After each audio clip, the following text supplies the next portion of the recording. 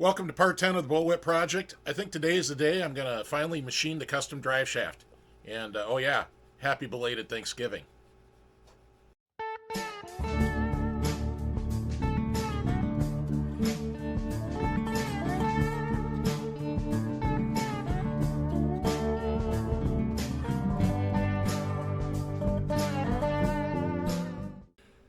Well, I think today is the day I'm finally going to machine the custom drive shaft for the Bullwhip out of this piece of hex stock.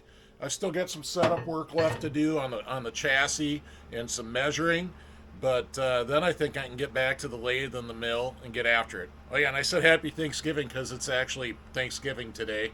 My wife and daughter are out of town and I'm alone in the machine shop, my happy place. So I'm going to get to work on this, and we'll bring you back when there's something good happening. And oh yeah, if you're wondering why you're seeing this like a week after Thanksgiving, well, the patrons aren't. They'll probably see it like Black Friday or something.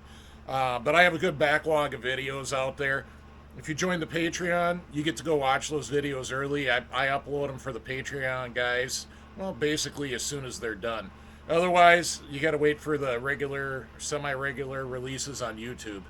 Oh yeah, and don't forget to hit subscribe if you like this kind of intense sled work, super custom stuff. All right, well here's a recap on the jack shaft situation. So it's all together, it's installed, the bracket's made. I'm happy with all of it, no worries. So here we go, here's the bracket. You know, it's literally made from a Polaris bulkhead. That's the thickness of a Polaris bulkhead. Not really worried about that. This bottom bolt actually goes through the bulkhead. No worries.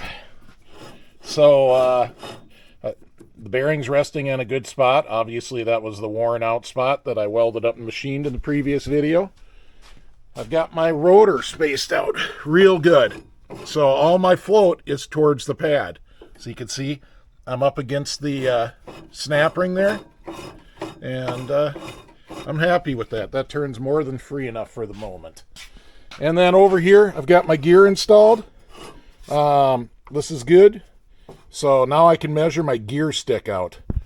So that's basically the pre-setup I needed to do before I can really start measuring for the jack shaft. So now I'm going to get that lower bearing in there and get out a straight edge and figure out where the end of the drive shaft needs to go. All right, next step on this drive shaft. So here's what I got going. I got the top gear on. I've got just a 1-inch shaft. Even though those are 1 16" bearings, it's convenient that it slides nice. And I've got a straight edge. So this is how I'm determining what the stick out is of the shaft past the bearing. Well, then I know the thickness of the bearing, and I know how far back to turn the 1 16" diameter. After that, it's pretty easy to figure out where the splines land. Okay, I'm just checking the overall length of the shaft.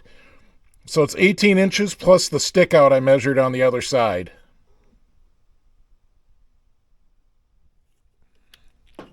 All right, I got my drive shaft figured out. So here's the basic print. The stock is going to be 19 5/8 of an inch long. Starting for the clutch side, the idea of the bearing is 1 1/16. The bearing length is 1.177. I'm adding an extra length on that shoulder just to take up any tolerances or anything, and I won't need a whole inch. It's for ease of assembly, and it's because the drivers are actually still going to be in quite a ways inboard there, so why not? It doesn't hurt anything. Just makes my life easier. So the hex length, I'm not even worrying about that. If I cut my overall length, you know, anywhere in the ballpark, it's going to be fine. It's going to get taken up over there. So moving on to the spline side, where the gears go. Another 1 1/16" diameter, and I'm making that just 1.1 inches long. And the reason is I want to have the bearing shoulder up onto the shaft, and I want to have the shims for the gear shoulder up on the bearing, so when I put my bolt in the end of the drive shaft, it all tightens up and locks in place. There can't be any axial shift, and I'm not depending on these set screws to hold it in place. In fact, on the jack shaft side bearing, or the chain case side bearing, I'm not even going to run the set screws. You don't need them.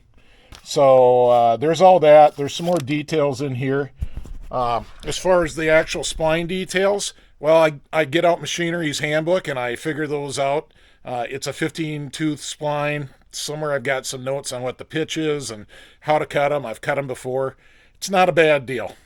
So there you go. I know it's not typical vintage sled stuff. I'm not getting anything powder coated or anything, but this is how race parts are made, guys.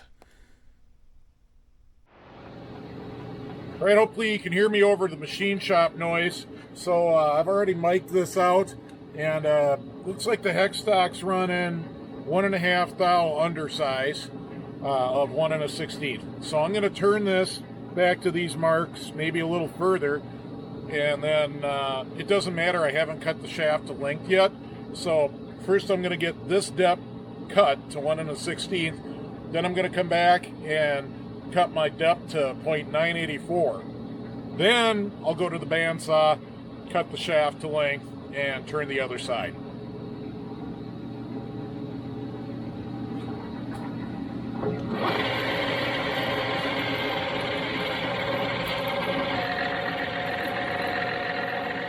Alright, we're just touching there.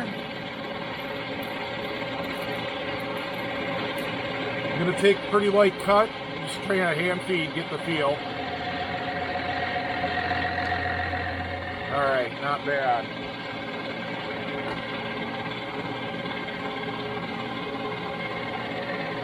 Here goes with the power feed.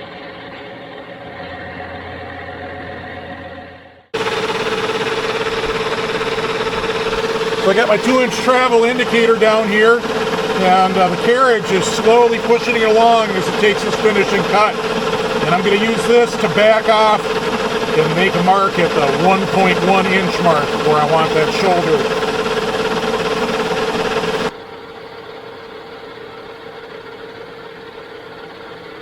All right, trim to length.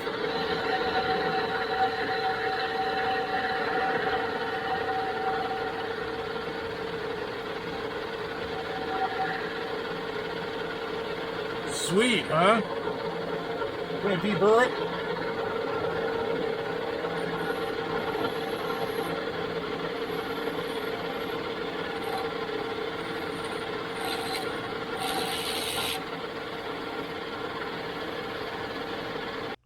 Right, I'm over here on the tripod now, so I can show you this. So I couldn't be happier with how this came out. This diameter is dead on. You can maybe see a little bit of a trace of the flats on there. The bearing, it's perfect. That's a perfect fit on that bearing. If it was any tighter, you'd be fighting it. You don't want to fight it. And then the depth of that shoulder, right on. It's just inside of that race. So far, all the machine work's good. Now I'm going to go over to the bandsaw, and we're going to cut this to length. We'll do the other machine work, and then we'll get to the good stuff. We'll get to the mill, and we'll start cutting some splines. Well, we're already cutting over here, but I just thought I'd show you. You know, it's literally just tape measure, tolerance cut.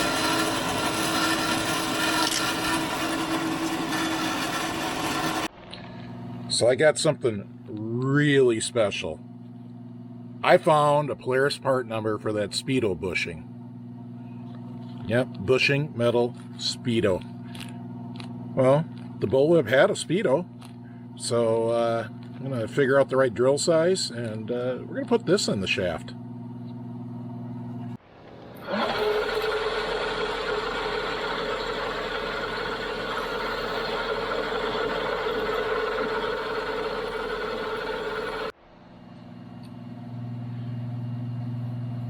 Yeah, that feels like it'll drive in. Let's get it out of the lathe and beat it in there with a hammer. So there you go. Custom drive shaft has a Speedo drive bushing. It's a nice drive fit. It's definitely not going to come loose.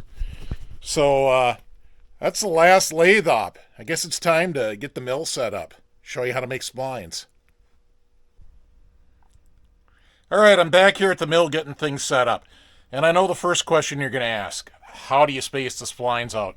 Well, this device is called a super spacer. It's a type of an indexer, really simple indexer. So it's got plates that go on the back. This particular plate has 35 notches. I used that one when I cut the splines on my Dana 60 front axle shaft. I don't know, I'll put a card up in the corner over there, I guess.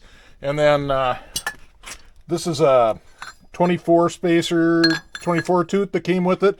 And then this is a 30. I made this well over 20 years ago. That was for cutting Dana 44 splines, for Dana 44 front and rear axle shafts. So I make a lot of my own tooling, and I don't know. I guess I have a whole series on that back on the Dana 60 stuff, so you can check that out. But for now, I'll just get set up and I'll start cutting some splines, since that's probably what you really want to see. Okay, so I got my setup dialed in, and I've got my good old steered indicator. Sorry for the shaky, I'm holding it by hand. But as I go the full length that I'm going to cut the splines, you can see it's a tiny fraction of a thousandth of an inch. It's basically zero from end to end. So that's real good. I mean, that's really just setting the depth of the spline as you cut it, and a couple tenths of a thousandth, they don't matter. So I'm going to get set up for the actual cutting now. All right, it's time to cut some splines. I usually take a few passes. I try not to hog it all at once. So let's get going. I know that's what you're here to see. So first thing I'm going to do, I already cut one spline just to set everything up. And now I'm going to index it.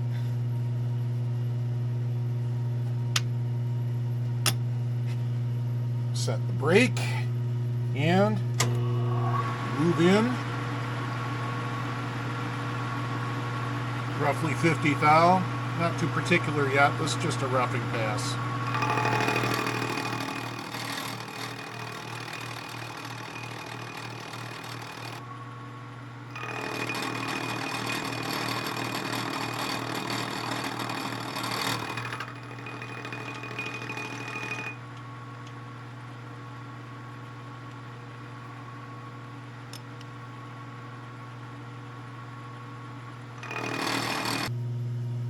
Alright, just finished my third pass at my calculated depth of cut.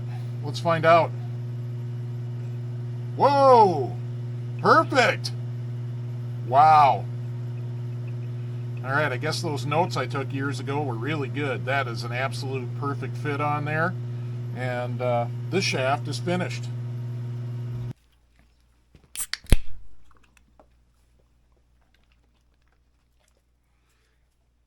Alright. That was a great way to spend Thanksgiving Day. Yeah, I miss my wife and my daughter, and I'm not eating turkey, but I am having a natty. That's only my second one, by the way. I wasn't pounding beers while I was machining. You probably didn't think I was. Anyways, the drive shaft came out great. I mean, this thing's like a piece of art. It's kind of a shame to shove it under a sled where it's just going to get rusty. I'm really, really happy with it, though. So next time we come back, we'll be setting up the drive shaft in the chassis. Maybe the guys will be back. The guys couldn't be here today. A, they're with their families. And B, when I'm doing machining, I don't like to have anyone else in the shop. I don't like any distractions. Even Farley tries to keep quiet. So there you go. So I want to say thanks to the patrons, Aaron Shriver, Michael Johnson, Matt DeFossi, Charles Myers, Alex Sherrill, Brandon Paraso, Dan Haasnute, Mike Jerish, Louis Brady, Jeff Eisert, Brian Peters, Mitch Klebel, Philip Herbert, Brian Gillingham, and Spencer Roser. So you guys will be seeing that on the Patreon page before everybody else, probably about a week before everybody else. But if you're just watching it now on YouTube, be sure to hit subscribe and check out Patreon if you want early access and you want to help support builds like this, where we're resurrecting missing part basket case racing sleds by fabricating parts. Well, fabricating this part. So we'll see you on the trails or on the ditches or wherever.